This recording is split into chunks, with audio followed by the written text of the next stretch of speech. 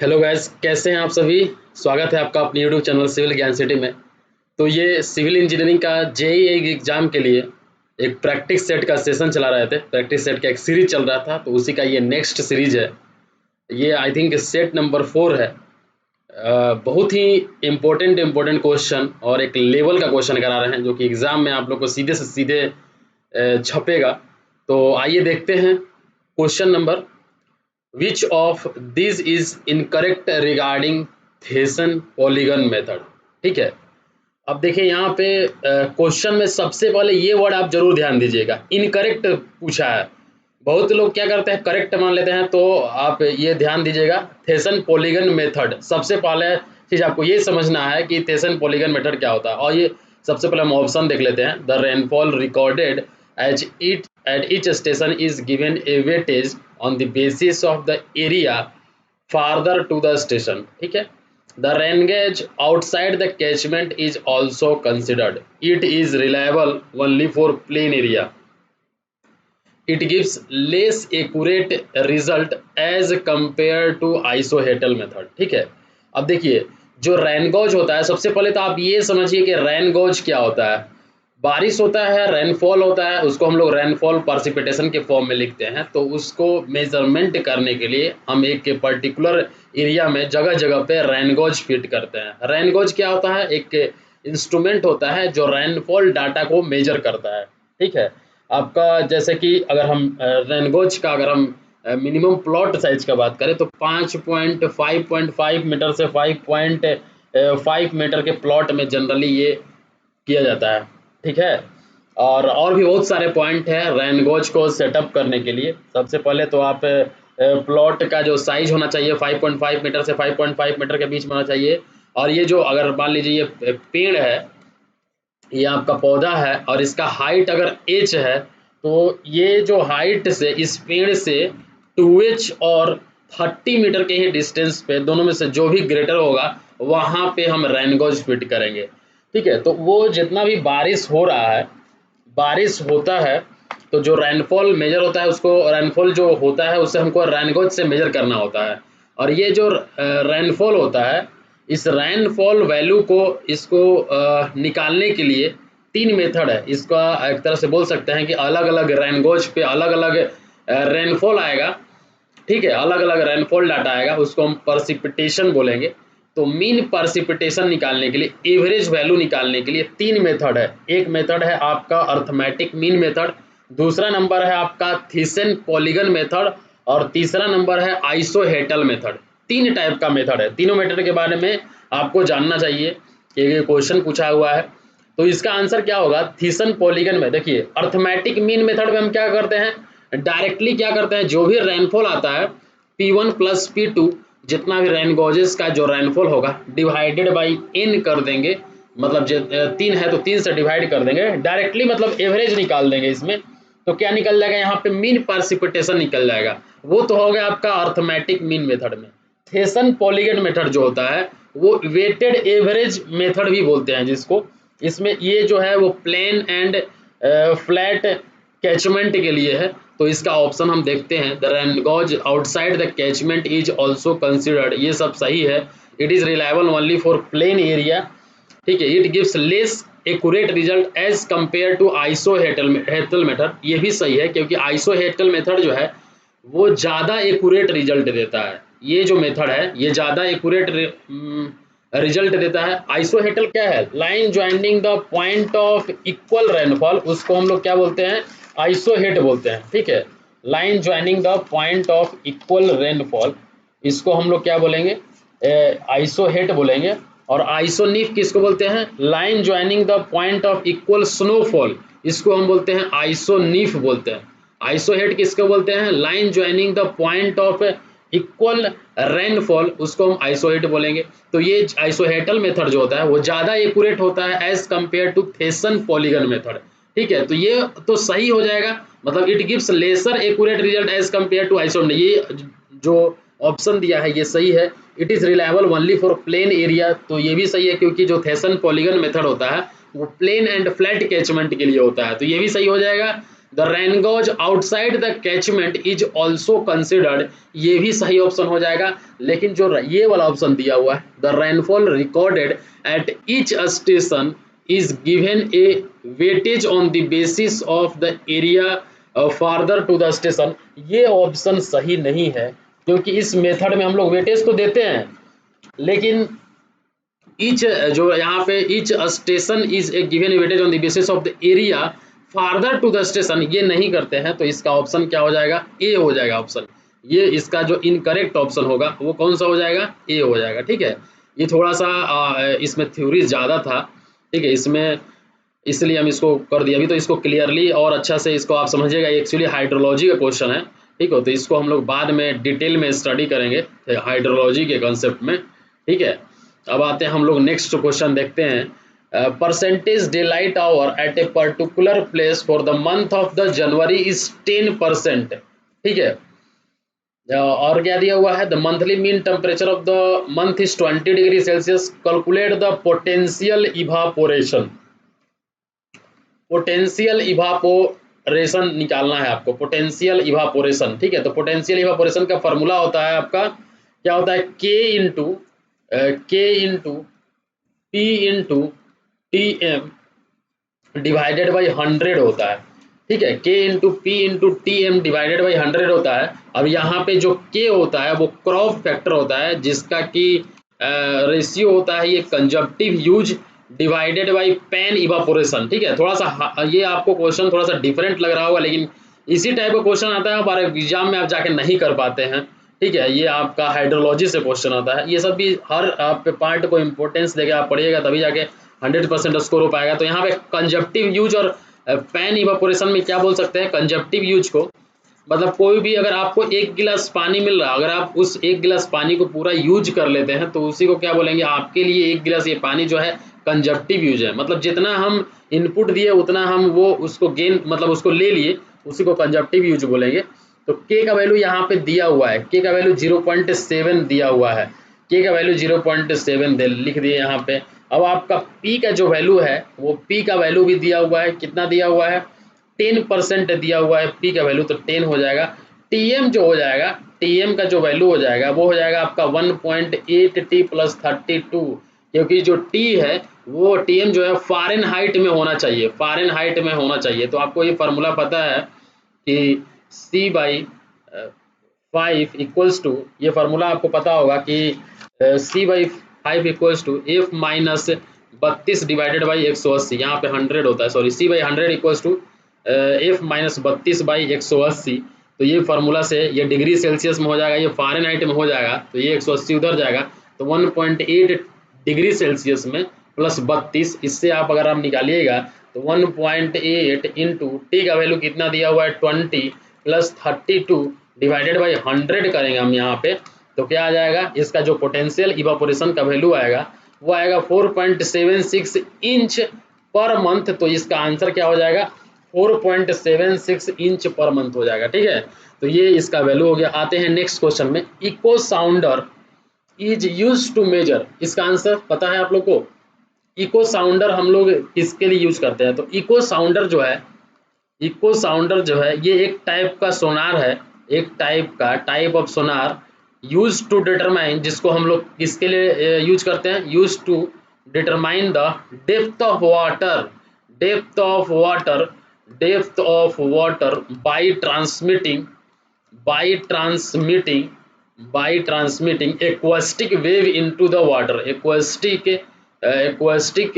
Wave into the water, उसमें हम लोग इको साउंडर को यूज करते हैं। ठीक है, तो इसका आंसर क्या आ जाएगा, इसका आंसर क्या आ जाएगा, डेप्थ ऑफ रिवर में हम लोग इको साउंडर यूज करते हैं। ठीक है, यहां तक समझ में आ गया। अब हम आते हैं यहाँ पे नेक्स्ट क्वेश्चन में, the mean annual rainfall is 1 metre cube per second from the catchment area of 31.536 kilometre square represent an effective rainfall. तो एक कैचमेंट एरिया दे दिया हुआ है, आपका डिस्चार्ज जो कि run off as a discharge के फॉर्म में दिया हुआ है, और आपको क्या निकालना है, इफेक्टिव रेनफॉल निकालना है, इफेक्टिव रेनफॉल निकालना है, इफेक्टिव रेनफॉल। तो कैसे निकालेंगे, तो इफेक्टिव रेनफॉल का फार्मूला होता है आपका मीन एनुअल रेनफॉल, मीन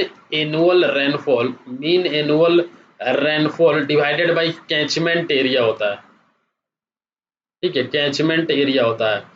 ठीक है, mean annual rainfall divided by catchment area. तो मीन एनुअल रेनफॉल क्या हो जाएगा, मीन एनुअल रेनफॉल क्या हो जाएगा, ये आपका हो जाएगा 1 मीटर क्यूब पर सेकेंड दिया हुआ है run of into 365 into 24 into 60 जो ये सेकेंड में दिया हुआ है उसको हम लोग बदल दिए इसमें दिन में बदल दिए। ठीक है, अब यहाँ पे जो कैचमेंट एरिया है, कैचमेंट एरिया जो है वो 31.536 किलोमीटर स्क्वायर दिया हुआ है।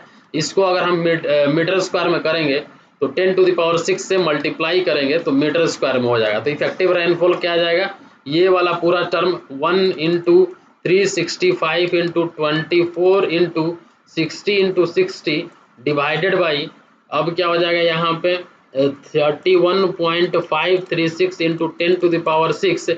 ये वैल्यू अगर आप कैलकुलेट करते हैं तो यहाँ से 1 मीटर आएगा, तो इसका आंसर क्या हो जाएगा 100 सेंटीमीटर हो जाएगा। ठीक, तो इसका आंसर क्या हो जाएगा 100 सेंटीमीटर हो जाएगा। यहाँ तक क्लियर है, यहाँ तक क्लियर। अब आते हैं नेक्स्ट क्वेश्चन में। ठीक है, एनुअल पूछ रहा था, ये जो है ये एनुअल यहाँ पे निकालना था, इसीलिए हम यहाँ पे 365 से मल्टीप्लाई किए, 24 से मल्टीप्लाई किए और 3600 से मल्टीप्लाई कर दिए। ठीक है, एनुअल मतलब एक साल में, यहाँ पे 1 मीटर क्यूब पर सेकेंड दिया हुआ है, तो एक साल में करना है तो आपका 365 दिन एक साल में इंटू 24 आवर, एक दिन में 24 घंटा और 3600 सेकेंड, इसीलिए यहाँ पे हम इससे मल्टीप्लाई किए तो यहाँ पे 100 सेंटीमीटर आ जाएगा। ठीक है, विच of the following is not an advantage of CI pipe. ठीक है, सीआई पाइप का इसमें से कौन एडवांटेज नहीं है सीआई पाइप का। ठीक है, तो सीआई पाइप जो होता है they are made of moderate cost, they are resistance to corrosion, their jointing is easier, they are not fragile. तो इसका आंसर जो हो जाएगा नॉट एडवांटेज, ये नहीं है, दे आर नॉट फ्रैगिल जो है ये एडवांटेज नहीं है इसका।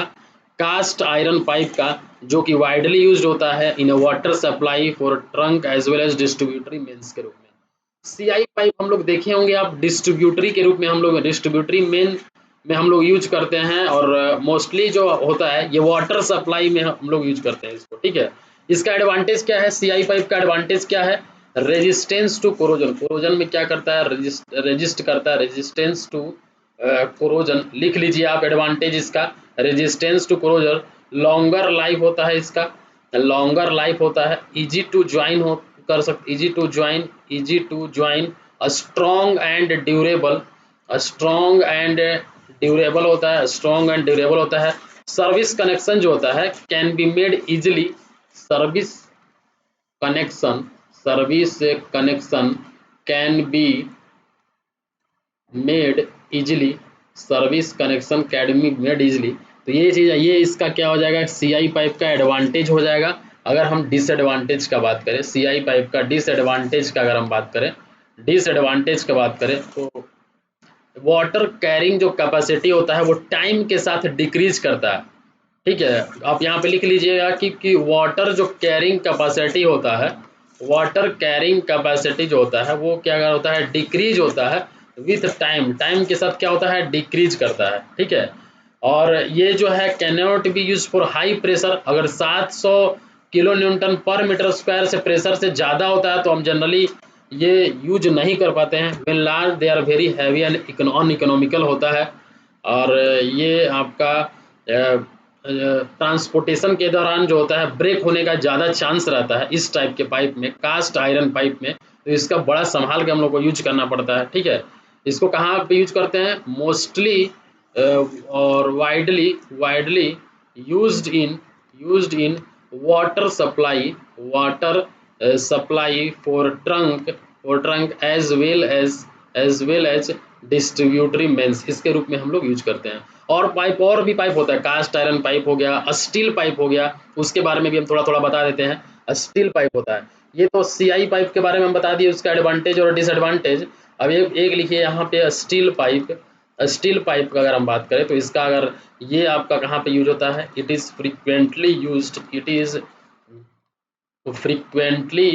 used for raw water trunk. Raw water trunk means inverted siphon, inverted siphons और pumping means ये सब में हम लोग यूज करते हैं। pumping means where pressure areas high and size large, जहाँ पे कि प्रेशर जो है वो हाई होगा, प्रेशर हाई होगा और उसमें हम लोग स्टील पाइप यूज करते हैं। एक होता है आपका GI pipe galvanised iron pipe होता है। ये आपका ये जो पाइप है ये जनरली इसका जो इस पाइप का अगर हम बात करें, इसका ज्वाइंटिंग जो होगा वो ईजियर होगा। इसका अगर हम बात करें तो इसका ज्वाइंटिंग इज ईजियर। ज्वाइंटिंग क्या होगा? ईजियर होगा। मॉडरेट कॉस्ट लगेगा इसमें, मॉडरेट कॉस्ट लगेगा इस टाइप के पाइप में। रेजिस्टेंस टू कोरोजन, ये कोरोजन से रजिस्ट करेगा। Resistance to corrosion. Carrying hot water in water supply line, carrying ये आपका गर्म पानी वगैरह के लिए भी, carrying hot water in water supply lines, in water supply line, ठीक है। और आपका जीआई पाइप जनरली जो हम लोग किसको बोलते हैं? जो रॉट आयरन होता है, जो रॉट आयरन होता है, रॉट आयरन पाइप को अगर हम गैल्वेनाइज्ड कर देंगे और किसके साथ गैल्वेनाइज करेंगे? विथ जिंक कोट, जिंक के साथ अगर जिंक इसमें कोट कर देंगे, जिंक कोटिंग कर देंगे इसमें, तो उसी को हम लोग क्या बोलते हैं? जीआई पाइप बोलते हैं। इसको हम लोग क्या बोलते हैं? जीआई पाइप बोलते हैं। और भी आपका पाइप है, और भी आपका जीआई पाइप के अलावा भी पाइप है। आपका पीवीसी पाइप होता है जिसको कि हम पॉलीविनाइल क्लोराइड पाइप भी बोलते हैं, जो कि आपका प्लम्बिंग वेस्ट लाइंस में यूज करते हैं इसको। विट्रीफाइड क्ले पाइप्स भी होता है, तो विट्रीफाइड क्ले पाइप्स भी होता है। एस्बेस्टस पाइप होता है आपका। रिनफोर्स ह्यूम पाइप जिसको कि रिनफोर्स सीमेंट कंक्रीट पाइप बोलते हैं, और आपका प्री स्टेज कंक्रीट पाइप, ये सब पाइप यूज होता है, ठीक है। तो ये सब के बारे में आपको पता होना चाहिए। अब आते हैं नेक्स्ट क्वेश्चन में। नेक्स्ट क्वेश्चन क्या बोल रहा है? प्रोडक्ट ऑफ, उसके पहले भी क्या है क्या, हाँ, if the distance from the outlet to the remote most point of a 50 square kilometre base is 8 kilometer, if the perimeter of the basin is 25 kilometer, calculate the form factor of the given basin, ठीक है। तो form factor क्या होता है? Form factor क्या होता है? Form जो फैक्टर होता है, फॉर्म फैक्टर होता है आपका average width of the basin, average width of basin divided by axial length of basin, axial length of basin, ठीक है। एक्सियल लेंथ ऑफ बेसिन होता है, मतलब अगर हम बात करें एवरेज विड्थ ऑफ बेसिन का बी हो जाएगा और एक्सियल लेंथ का तो वो एल हो जाएगा। इसका अगर आप निकालते हैं तो ए बाई एल इसको लिख सकते हैं, एरिया डिवाइडेड बाई लेंथ, इसके बाद एल हो जाएगा। तो ए बाई एल स्क्वायर भी लिख सकते हैं, ए बाई एल स्क्वायर भी लिख सकते हैं। तो एरिया दिया हुआ है क्वेश्चन में, क्वेश्चन में देखिए 50 स्क्वायर किलोमीटर दिया हुआ है एरिया, तो 50 स्क्वायर किलोमीटर एरिया दिया हुआ है, तो 50 डिवाइडेड बाई 8 का स्क्वायर, लेंथ जो दिया हुआ है आपका 8 किलोमीटर दिया हुआ है, पेरीमीटर ये दिया हुआ है 25, लेंथ कितना दिया हुआ है? 8 किलोमीटर दिया हुआ है, तो 50 बाई 64 इसका वैल्यू अगर निकालिएगा तो 0.78125 आता है। तो इसको हम क्या लिख सकते हैं? 0.78 लिख सकते हैं। तो इसका आंसर क्या आ जाएगा? 0.78। ये आप फॉर्मूला याद रखिएगा फॉर्म फैक्टर का। Form factor equals to average width of the basin divided by axial length of the basin. इसके साथ ही साथ एक फॉर्मूला आप ये याद रखिएगा, कॉम्पैक्टनेस कोफिशिएंट। कॉम्पैक्टनेस कोफिशिएंट इसका फॉर्मूला क्या होता है? कॉम्पैक्टनेस कोफिशिएंट का formula perimeter of the basin, perimeter of the basin, perimeter of the basin divided by circumference of a circle, circumference of a circle, circumference of circle whose area is equal to, whose area is equal to the area of, area is equal to the,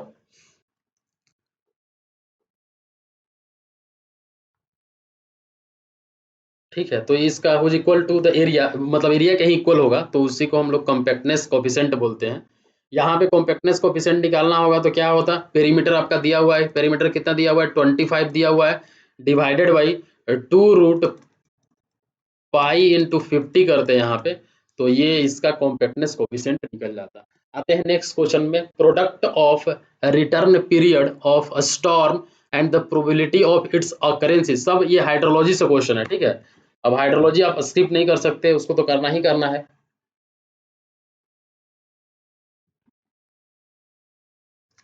ठीक है, तो इसका answer क्या हो जाएगा, product of return period of A storm, P, product of return period of a storm and the probability of its occurrence. Probability of its occurrence क्या हो जाता है, टी हो जाता है। तो इसका रेशियो पूछ रहा है, तो P जो प्रोबेबिलिटी होता है वो 1/T होता है, इसको T के साथ मल्टीप्लाई करेंगे तो 1 ही हो जाएगा।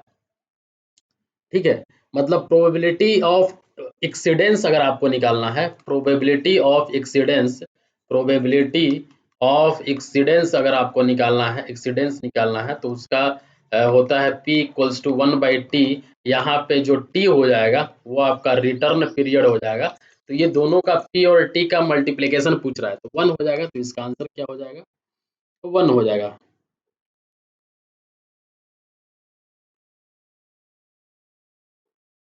ठीक है, प्रोबेबिलिटी ऑफ जो एक्सीडेंस है ये P इक्वल्स टू 1/T होता है। एक्चुअली अगर प्रोबेबिलिटी ऑफ एक्सीडेंस को भी अगर डिफाइन करना हो तो इसका मतलब ये होता है कि probability probability probability that flood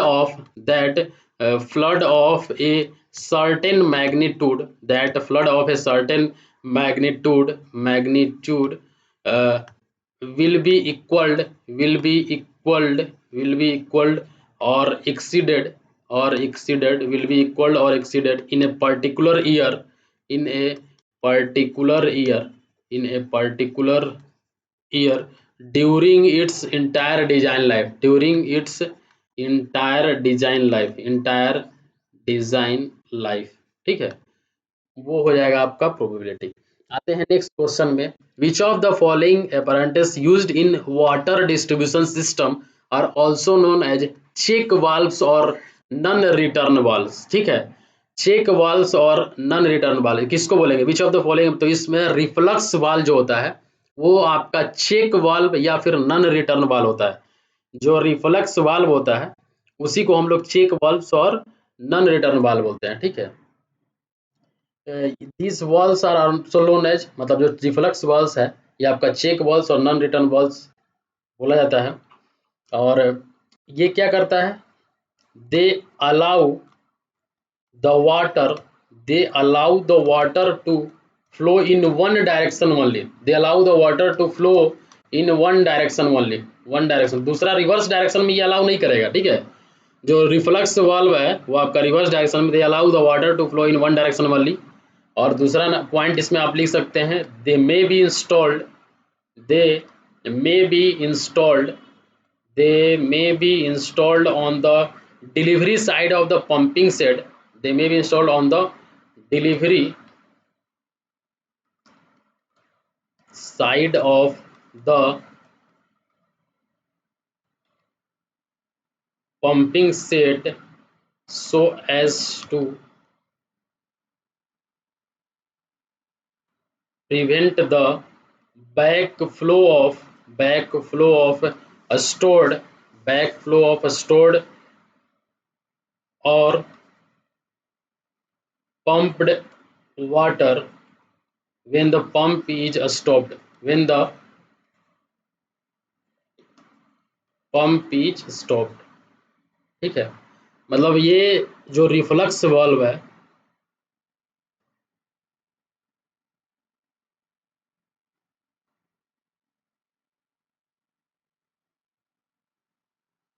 is stopped. ठीक है, तो ये आपका पूरा हो गया check valve, non return valve और रिफ्लेक्स वाल्व। ये तीनों आप माइंड में रखिएगा, ये तीनों एक ही चीज होता है।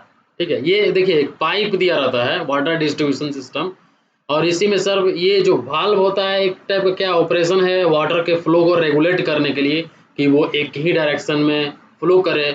ठीक है, इसके बाद या फिर वो हमको जहाँ पे स्टॉप करना है तो स्टॉप कर देंगे, तो इस टाइप का जहाँ पे एयर रिलीज करना है तो एयर रिलीज वाल्व, मतलब इस टाइप का वाल्व हम लोग प्रोवाइड करते हैं। ठीक है, तो आप तीसरा इसमें एक पॉइंट और भी लिख सकते हैं, अब हम एक नया स्लाइड लेके बताते हैं आप लोगों को। आप इसमें टाइम दीजिए क्योंकि इससे क्वेश्चन पूछता है।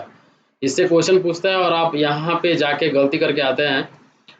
ये हम क्या बता रहे थे, तीसरा नंबर रिफ्लक्स वाल्व में तीसरा पॉइंट आप लिखिए यहाँ पे, when the pump is operated, when the pump is operated, जब पंप ऑपरेट होता है, द वाल्व ओपन, वाल्व क्या होगा, ये वाल्व क्या होगा, ओपन होगा, the valve is open, but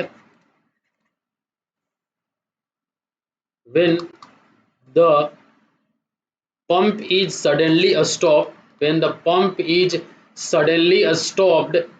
देखिए ये क्वेश्चन जो करा रहे हैं इसमें थोड़ा सा ये जो है आपका वाटर इंजीनियरिंग से रिलेटेड क्वेश्चन है, हाइड्रोलॉजी, इरिगेशन, ये आपका इससे रिलेटेड क्वेश्चन है, इसलिए थोड़ा सा टाइम लग रहा है आप लोग को समझने में। Suddenly stopped, the valve is automatically closed, the valve is automatically closed, the valve is automatically closed, close. अब यहाँ पे इसका काम स्टार्ट होता है, रिफ्लक्स चेक वाल्व का। ये क्या करेगा, this prevents the backward flow of water to the pump, this prevents the backward flow of water, backward flow of water to the pump, backward flow of water to the pump. ठीक है, ये आपका क्या हो गया, reflux valve check valve क्या होगा। जैसे मान लीजिए पंप हो गया, पंप अगर आप ऑपरेट कर रहे हैं वाटर डिस्ट्रीब्यूशन सिस्टम में, तो वाल्व को ओपन तो करिएगा पानी को ले जाने के लिए। जैसे ही आप वाल्व क्लोज करते हैं, सडनली स्टॉप करते हैं, तो वाल्व तो ऑटोमेटिकली क्लोज हो जाएगा। तो इसके बाद बैकवर्ड फ्लो होगा वाटर का, तो वो वहाँ पे ये वाल्व क्या करेगा, उस फ्लो को रोकेगा, बैकवर्ड फ्लो को रोकेगा ये। ठीक है, अब देखिए, अब हम क्या बोले, एयर रिलीफ वाल्व क्या होता है। एक वाल्व के बारे में आप यहाँ पे समझिए, वो तो आप रिफ्लक्स वाल्व के बारे में देख लिए, air relief valve, air relief valve के बारे में थोड़ा सा आप समझिए क्या होता है। ये एक टाइप का सेफ्टी वाल्व है, जो कि आपका प्रेशर सिस्टम को, कोई प्रेशर को, किसी भी सिस्टम में प्रेशर है उसको कंट्रोल करने के लिए क्या आता है, आप यहाँ पे लिखिए, it is a type of safety valve, it is a type of safety valve, it is a type of safety valve used to control or limit the pressure, control or limit the pressure in a system, or pressure might otherwise build up, जो build होता है उसके अंदर में generate होता है, and create a process offset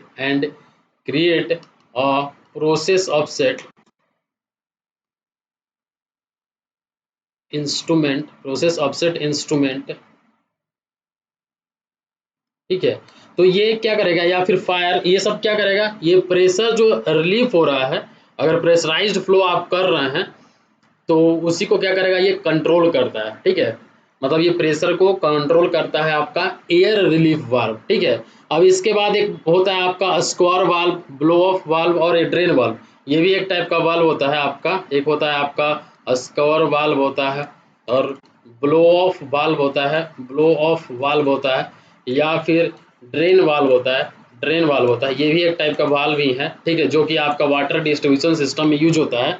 ये valve को हम लोग वॉश आउट वाल्व भी बोलते हैं। ये क्या करेगा, to remove the entire water from the pipe after closing the supply. जब आप सप्लाई को क्लोज करेंगे तो ये जितना उसमें पानी प्रेजेंट रहता है सबको ये बाहर निकाल देता है।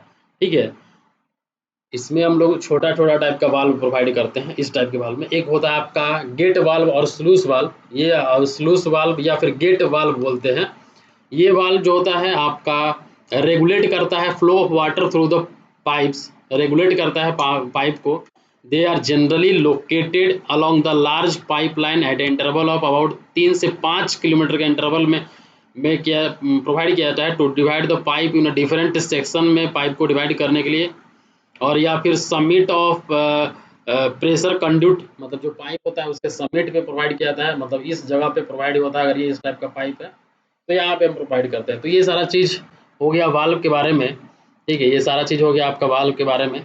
अब आते हैं हम नेक्स्ट देखिए इसी तरह का ये आपका इनटेक रिजर्वायर है, यहाँ से पानी जो है यहाँ से आ रहा है, और ये आपके डिस्ट्रीब्यूटरी रिजर्वायर है जहाँ पे पानी डिस्ट्रीब्यूट हो रहा है। आप यहाँ पे देख सकते हैं ब्लो ऑफ और ड्रेन वाल्व, ये यहाँ पे एयर वाल्व है, ये आपका सबमिट पॉइंट है जहाँ पे गेट वाल्व है, यहाँ पे भी एयर वाल्व है, यहाँ पे ब्लो ऑफ और ड्रेन वाल्व है, ये एयर वाल्व हो गया, ये आपका ब्लो ऑफ और ड्रेन वाल्व हो गया। ठीक है, ये वाल्व के बारे में ऑल हम डिटेल में एक वीडियो अलग से बनाएंगे जिसमें हम बताएंगे आप लोगों को। ठीक है, आते हैं अब नेक्स्ट क्वेश्चन में।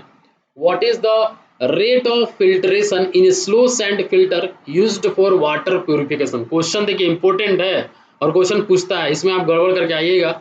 What is the rate of filtration in slow sand filter में रेट ऑफ फिल्ट्रेशन कितना होता है? 100 से 200 लीटर पर आवर पर मीटर स्क्वायर होता है। ये याद रखिएगा आप कि स्लो सैंड फिल्टर में 100 से 200 लीटर पर आवर पर मीटर स्क्वायर होता है। तो इसका आंसर क्या हो जाएगा? बी आ जाएगा। 100 से 200 स्लो सैंड फिल्टर में आप याद रखिएगा। अब हम यहाँ पे एक चीज आप पे थोपेंगे। क्या थोपेंगे? स्लो सैंड फिल्टर और आपका रैपिड सैंड फिल्टर में क्या कंपेरिजन है, क्वेश्चन पूछ देता है यहाँ पे। स्लो सैंड फिल्टर, अब आप कंफ्यूज कर जाइएगा क्योंकि इतना ज़्यादा इसमें कम कम वेरिएशन दिया हुआ है, इसमें आप कंफ्यूज कर जाइएगा। स्लो सैंड फिल्टर और रैपिड सैंड फिल्टर में कुछ हम आपको बताने वाले हैं। सबसे पहले तो रेट ऑफ फिल्ट्रेशन इसमें कितना होता है? 100 से 200 लीटर पर आवर पर मीटर स्क्वायर होता है। ठीक है, इसमें आपका स्लो सैंड फिल्टर में होता है। रैपिड सैंड में कितना होता है? 3000 से 6000 लीटर पर आवर पर मीटर स्क्वायर होता है रैपिड सैंड फिल्टर में। ठीक है, ये तो हो गया आपका स्लो सैंड फिल्टर का रेट ऑफ फिल्ट्रेशन और रैपिड सैंड फिल्टर का रेट ऑफ फिल्ट्रेशन। आप ध्यान रखिएगा। सरफेस एरिया का अगर हम बात करें तो इसमें आप लिखिएगा 200 से 2000 मीटर स्क्वायर इसमें सरफेस एरिया होता है। ऑब्वियस है कि इसमें कम होगा क्योंकि रैपिड सैंड फिल्ट्रेशन में 80 से 200 मीटर स्क्वायर होता है। ठीक है, रेट स्लो सैंड फिल्टर मतलब इसमें जो रेट ऑफ फिल्ट्रेशन होगा वो कम होगा, इसमें ज़्यादा होगा। ठीक है, इफिशियंसी इसमें अगर हम अचीव का बात करें तो 99% इफिशियंसी इसमें अचीव होता है, इसमें 95% के करीब में होता है। ठीक है, अगर हम डेप्थ का बात करें, लार्जर टोटल डेप्थ का अगर हम बात करें तो 3 से लेके 3.5 मीटर तक डेप्थ होता है और इसमें आपका होता है 2.5 से लेके 3 तक होता है। इसमें प्री ट्रीटमेंट जो होता है वो रिक्वायर्ड नहीं होता है, प्री ट्रीटमेंट का इसमें ज़रूरत नहीं है। इसमें प्री ट्रीटमेंट जो होता है वो कंपलसरी होता है।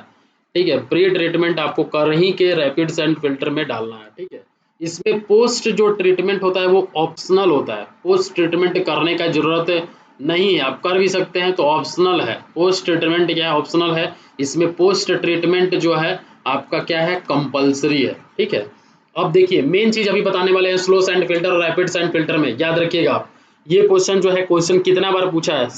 स्लो सैंड फिल्टर में जो ग्रेन साइज होता है वो आपका होता है 0.15 से 0.30 होता है। स्लो सैंड फिल्टर में ग्रेन साइज का बात कर रहा है, यहाँ पे कितना होगा?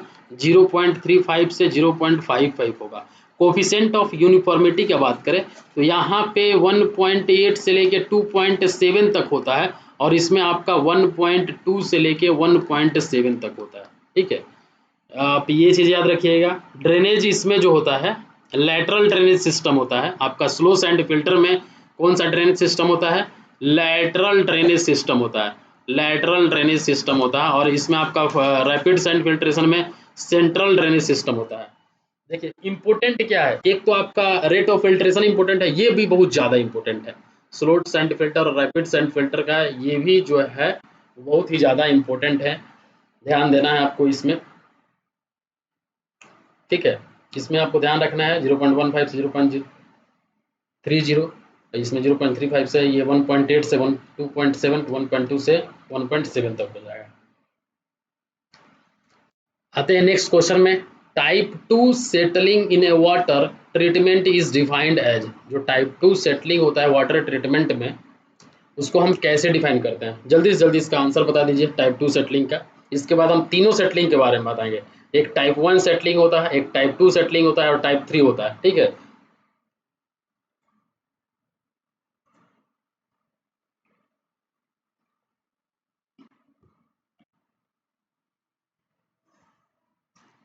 तो टाइप 2 सेटलिंग क्या होता है? टाइप 2 सेटलिंग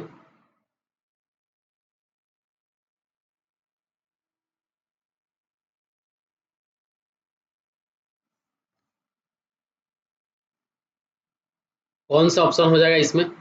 देखिए जो टाइप 2 सेटलिंग होता है,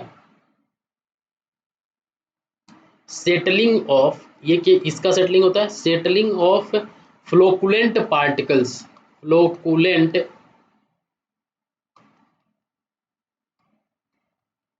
particles in dilute suspension, in dilute suspension। Type 3 settling जो होता है settling of flocculent particles in dilute suspension. अब हम यहाँ पे आप पे और एक चीज थोपेंगे, टाइप 1 सेटलिंग याद करवाएंगे आपसे हम, और टाइप 3 सेटलिंग भी याद करवाएंगे। ठीक है, तो इसका आंसर क्या हो जाएगा, settling of flocculent particles in dilute suspension, ये हो जाएगा। डिस्क्रीट तो नहीं होगा इसमें, फ्लोकुलेंट 2 को दे दिया हुआ है, settling of particle in the form of sludge blanket ये भी नहीं होगा। एक डाल्यूट सस्पेंशन दिया हुआ है, एक कंसंट्रेटेड सस्पेंशन दिया हुआ है, तो इसमें डाल्यूट सस्पेंशन होगा, ये चीज आप याद रखना है। ये सेटिंग जो है टाइप 2 जो सेटिंग है वो removal of the portion of suspended solids in the primary settling tank and in upper portion of the secondary settling tank, उसको क्या करता है, रिमूव करता है। सस्पेंडेड सॉलिड को रिमूव करता है। ठीक है, किसको रिमूव करता है, सस्पेंडेड सॉलिड को रिमूव करता है, सस्पेंडेड सॉलिड को रिमूव करता है। ठीक है, और किस में रिमूव करता है, आपका प्राइमरी सेटलिंग टैंक का, प्राइमरी सेटलिंग टैंक के सस्पेंडेड सॉलिड को रिमूव करता है। टाइप 1 जो सेटलिंग होता है वो आपका discrete particle in dilute suspension, किसको किसका सेटलिंग करता है, discrete particles in dilute suspension. Type 3 settling जो होता है refers to the settling of flocculent particles in concentrated suspension, मतलब ये वाला हो जाएगा, settling of flocculent particles in concentrated जो सस्पेंशन होगा वो टाइप 3। ये क्या होगा, ये आपका टाइप 1 हो जाएगा, ये आपका टाइप 1 हो जाएगा, ये टाइप 2 हो जाएगा, और ये टाइप 3, ये होता ही नहीं है, जो ये ऑप्शन में दिया हुआ है ये होता ही नहीं है।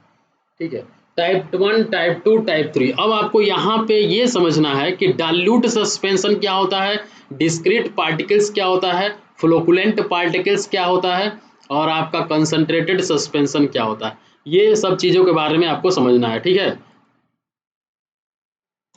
अब देखिए यहाँ पे टाइप 1, टाइप 2 और टाइप 3 का क्या कंसेप्ट है। तो टाइप 1 अभी हम सब कुछ के बारे में बताएं, मैं डिस्क्रीट पार्टिकल फ्लोकुलेंट पार्टिकल्स के बारे में बताएंगे।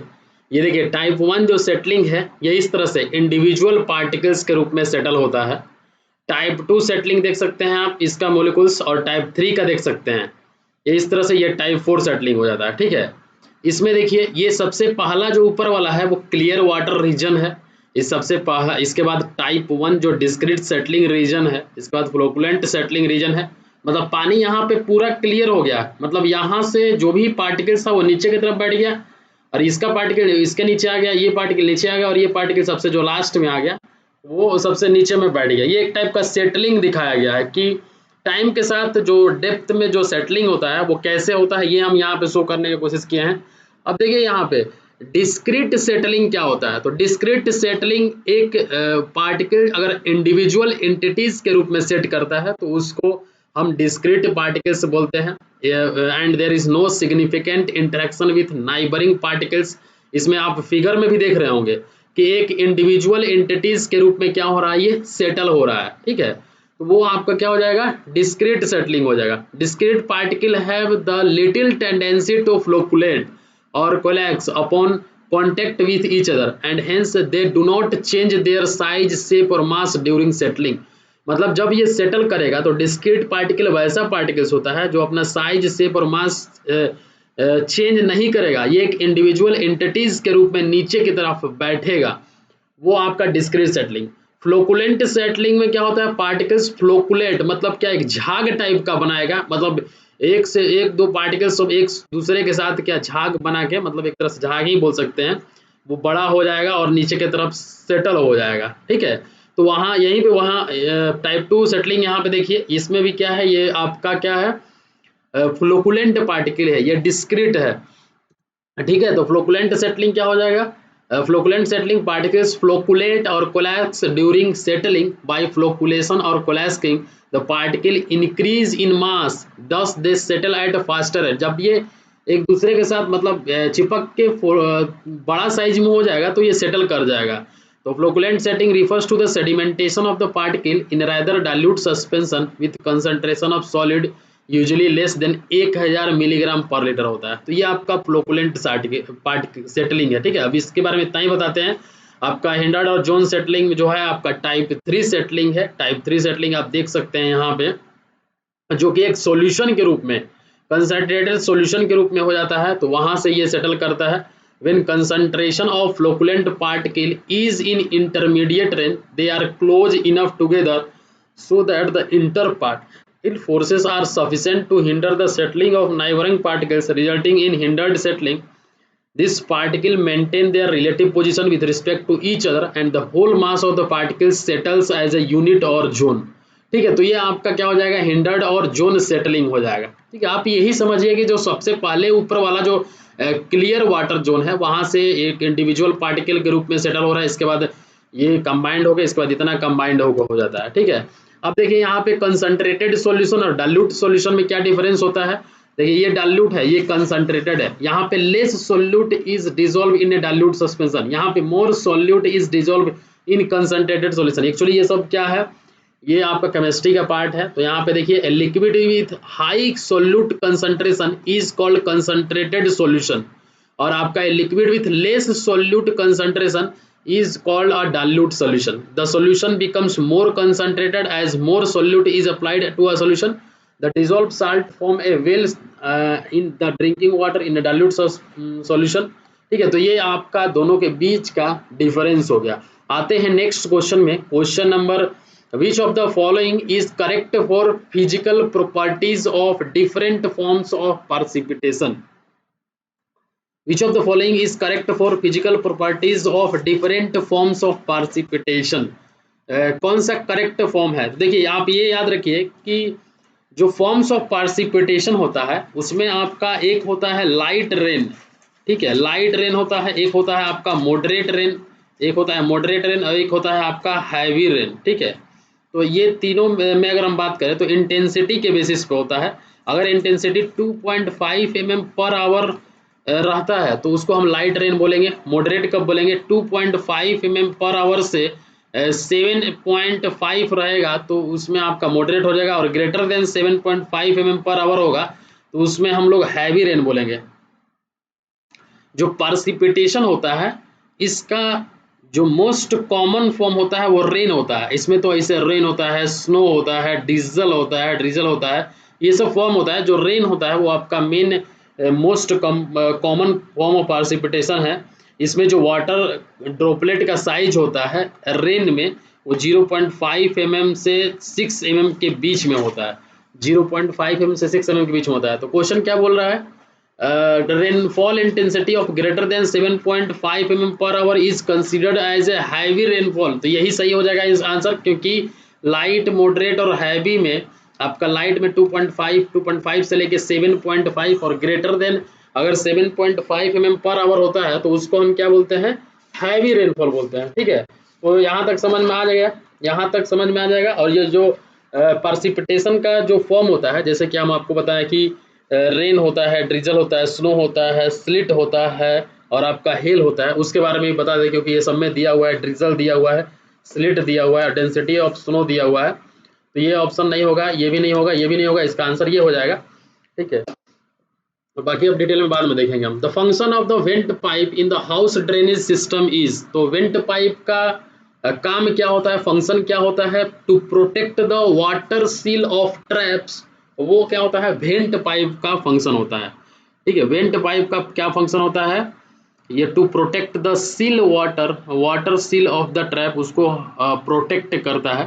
ठीक है, इसका आपका मिनिमम डायमीटर जो होता है इस पाइप का 50 mm होता है। इसमें भी अलग अलग टाइप का पाइप आता है, वेंट पाइप, एंटी सिफोनेज पाइप आता है, इसके बाद आपका है सॉइल पाइप आता है। ये सब के बारे में हम बाद में बताएंगे।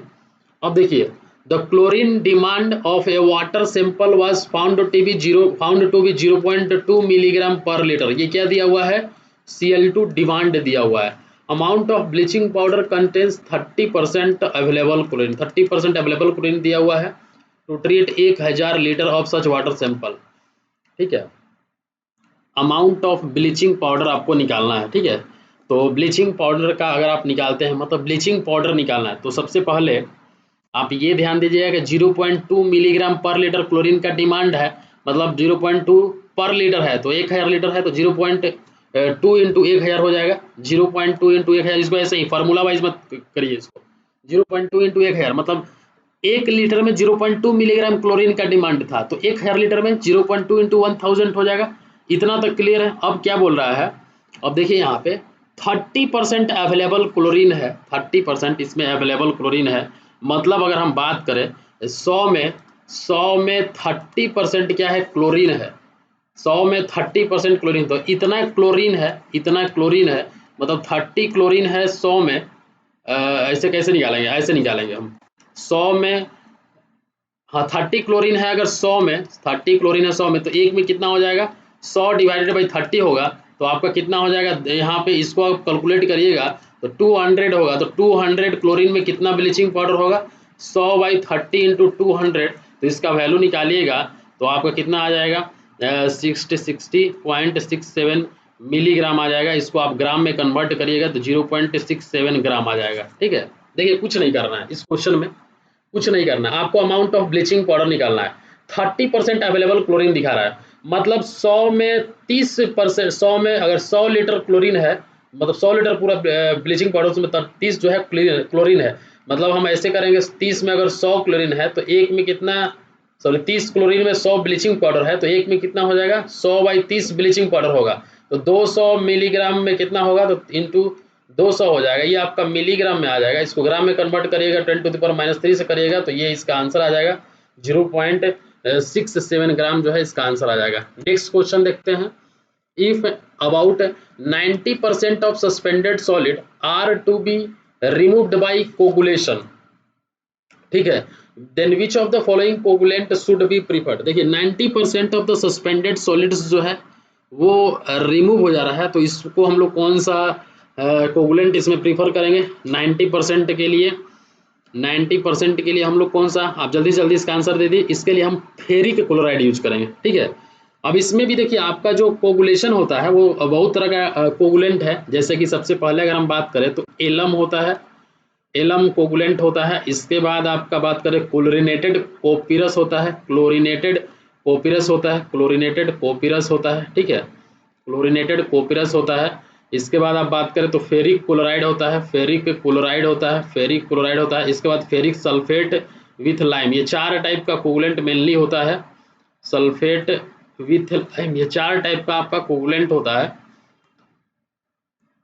अगर हम बीओडी रिमूव्ड का बात करें, इसमें अगर बीओडी रिमूव्ड की बात करें और suspended solid removed as a percentage में बात करें, सस्पेंडेड सॉलिड रिमूव्ड परसेंटेज में बात करें, तो बीओडी एलम के केस में जो एलम कोगुलेंट होता है उसमें 60% होता है, और जो सस्पेंडेड सॉलिड होता है वो 80% रिमूव होता है परसेंटेज के हिसाब से।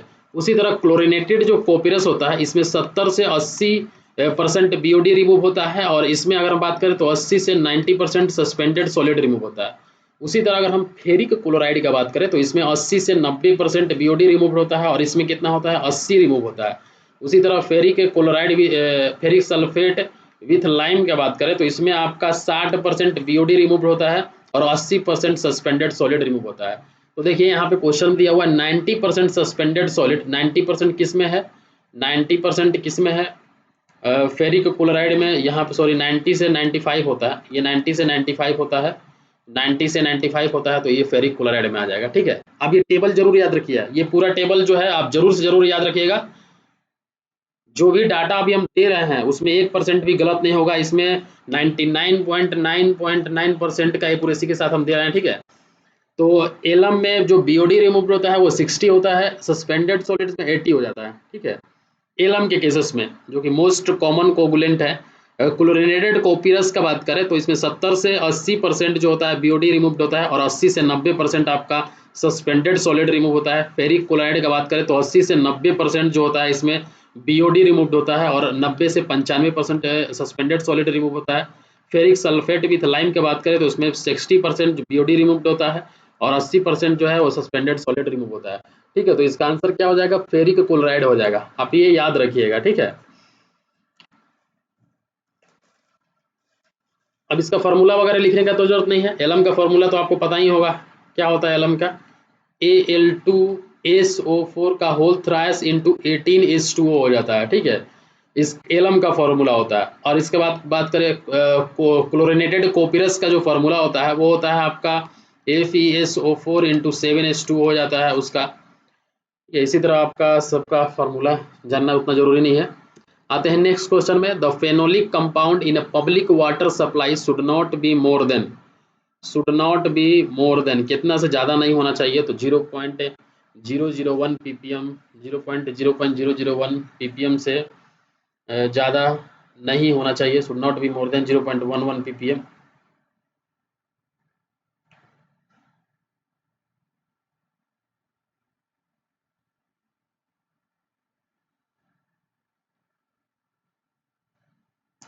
ये आप याद रखिएगा, ठीक है।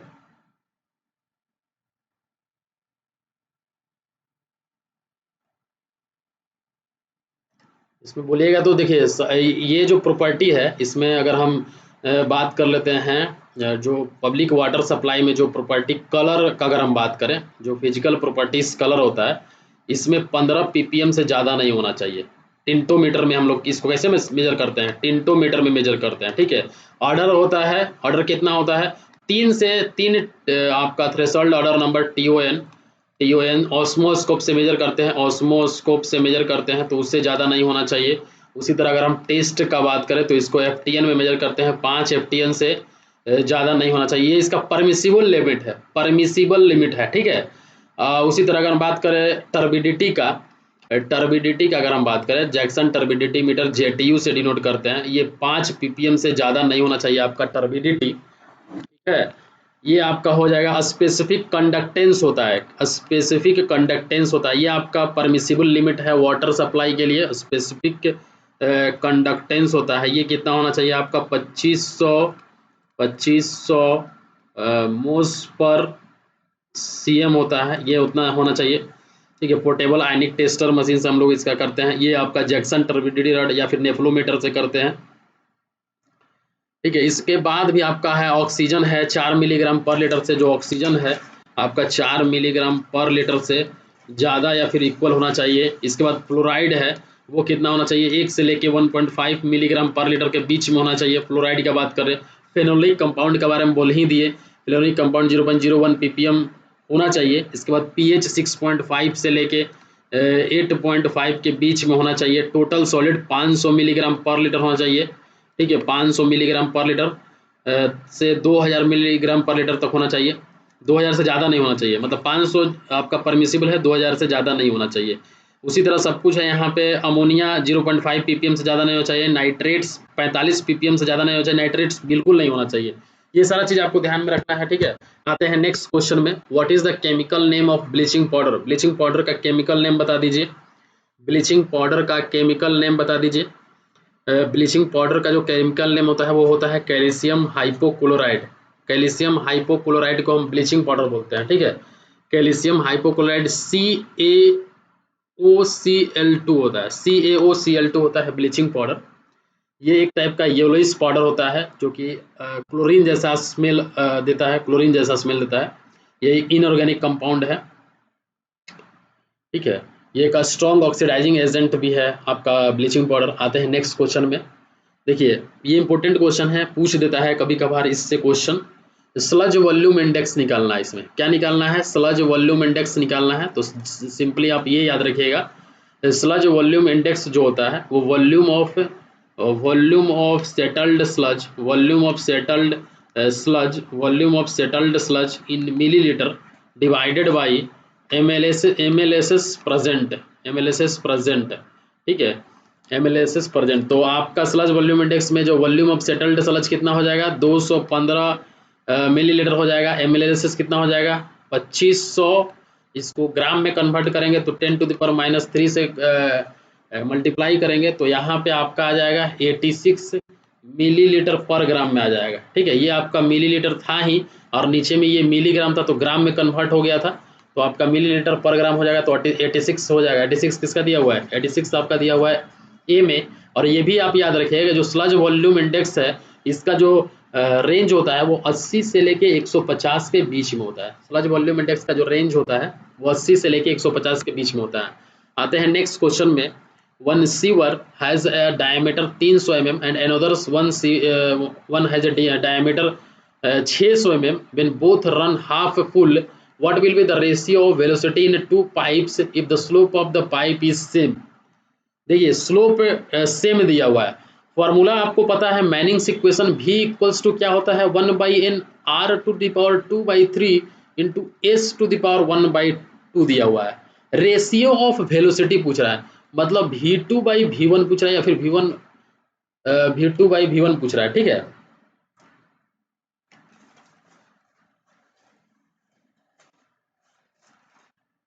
एक्चुअली ये रेंज दिया हुआ है आपका, तो यहाँ पे थिंक v1/v2 पूछ रहा है। यहाँ पे जो है v1/v2 पूछ रहा है। ठीक है, तो v1/v2 अगर आप निकालिएगा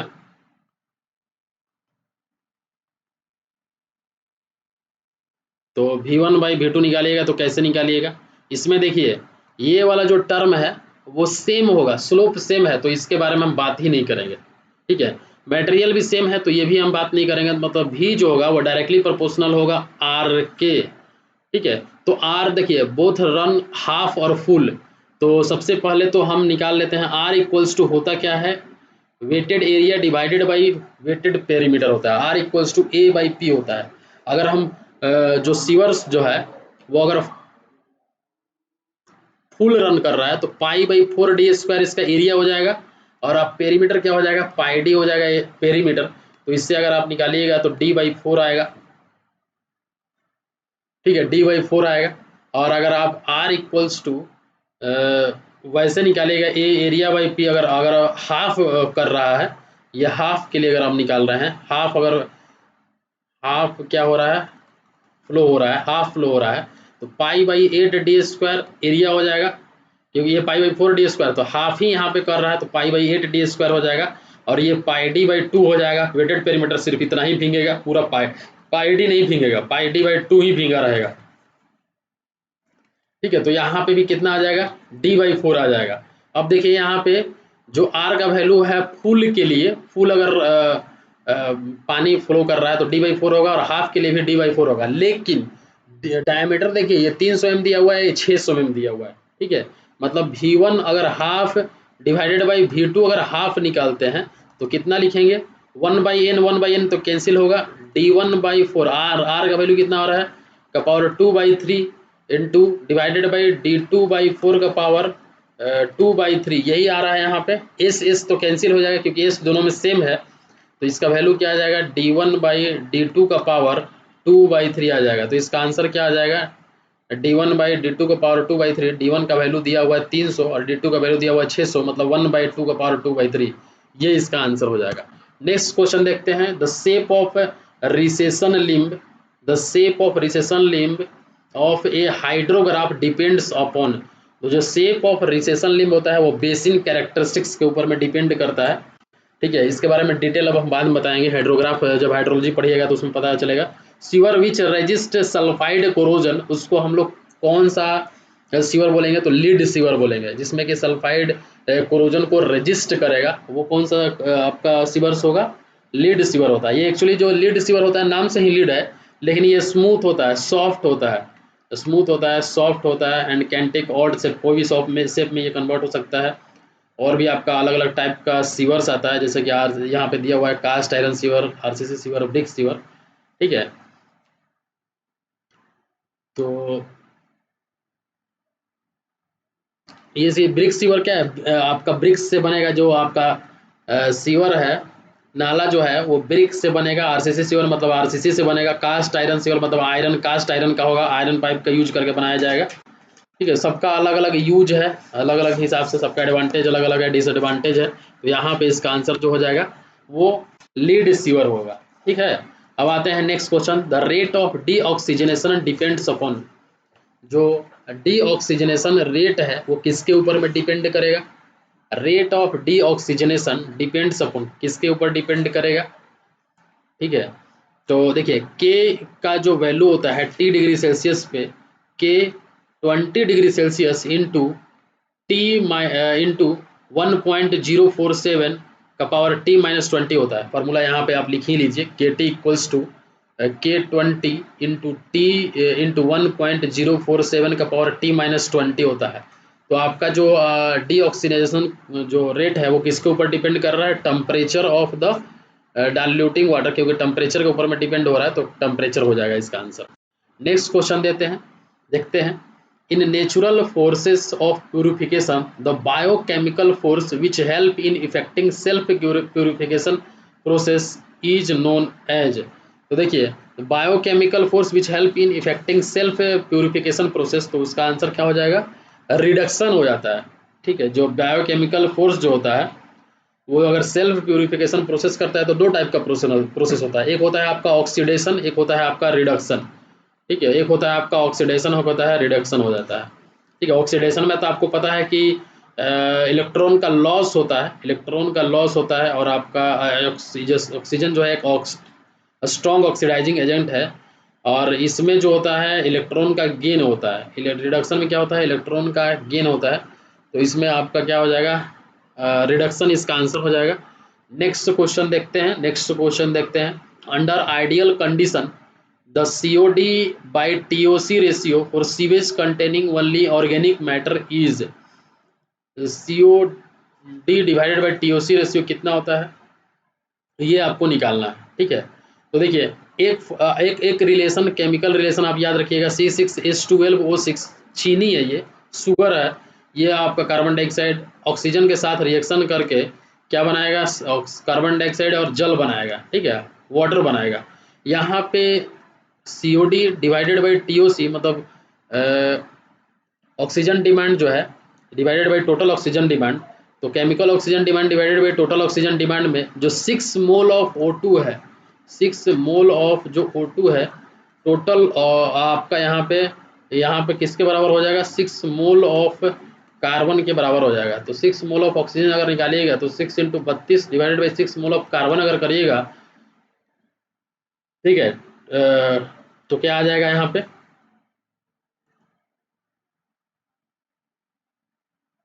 क्या आ जाएगा यहाँ पे इसको आप कैलकुलेट करिएगा तो इसका वैल्यू जो आएगा वो 2.66 आएगा। तो इसका आंसर क्या हो जाएगा? 2.66 हो जाएगा। ठीक है, अब आते हैं नेक्स्ट क्वेश्चन में। Which of the following is the major constituent of solid waste composition. तो सॉलिड वेस्ट जो म्यूनसिपल सॉलिड वेस्ट होता है उसमें क्या क्या कंपोजिशन रहता है। अब हम इसका थोड़ा सा यहाँ पे बता दें, जो सॉलिड वेस्ट कंपोजिशन, म्यूनसिपल जो सॉलिड वेस्ट कंपोजिशन होता है वो एक तरह का नॉन हाइड्रेडियस सॉलिड वेस्ट है। ये आपके घर से आ सकता है, स्कूल से हो सकता है, या फिर हॉस्पिटल और लोकल काउंसिल के यहाँ से हो सकता है। ठीक है, एक टाइप का कचरा जो हम लोग फेंकते हैं वही वाला है। इसमें कौन कौन सा कंस्टिट्यूएंट जनरली रहता है? ग्लास को हम लोग 5% लेकर चलते हैं। डिकम्पोज्ड जो ऑर्गेनिक वेस्ट होता है, डिकम्पोज्ड ऑर्गेनिक जो वेस्ट होता है वो कितना होता है आपका? 39% होता है डिकम्पोज्ड ऑर्गेनिक मटेरियल, ये वाला। इसके बाद मेटल होता है, मेटल्स कितना होता है? जो हम लोग घर से उसमें ये सब कम रहता है, मेटल्स वगैरह हो गया, या फिर प्लास्टिक्स हो गया, ये कितना होता है? 12% होता है। वुड जो हो गया आपका 6%, ये एक दिया हुआ है आपका, एक स्टैंडर्ड दिया हुआ है। अदर्स जो है 16% होता है। ठीक है, ग्लास 5%, ये सब हो गया। ये सब जो है, एक और होता है यार्ड वेस्ट होता है, ये इसमें 13% होता है। ये परसेंटेज आप याद रखिएगा। तो जो मेजर कंस्टिट्यूएंट होता है वो आपका डिकम्पोज्ड ऑर्गेनिक मटेरियल्स होता है। ठीक है, डिकम्पोज्ड ऑर्गेनिक मटेरियल्स होता है मेजर जो कंपोनेंट होता है। ठीक है, तो इसको हम लोग यहीं तक रहने देते हैं। ठीक है, और नेक्स्ट वीडियोस में आगे हम लोग देखेंगे। इसको हम यहीं तक रहने देते हैं। अभी तक आपने दोस्तों चैनल सब्सक्राइब नहीं किया हो तो सब्सक्राइब कर लीजिए। ये जो सीरीज था थोड़ा सा हार्ड और टफ था, आप समझ सकते हैं। ठीक है, फिर भी हम बताने की कोशिश किए हैं हर रिस्पेक्ट से। अगर आपको कोई भी क्वेश्चन में यहाँ पे अगर डाउट लग रहा होगा तो आप ज़रूर कमेंट करिए। अगर आपको कोई भी अगर इसमें इम्प्रूवमेंट लेने की जरूरत होगा तो भी आप कमेंट कर सकते हैं। ठीक है, इतना देर तक वीडियो देखने के लिए धन्यवाद।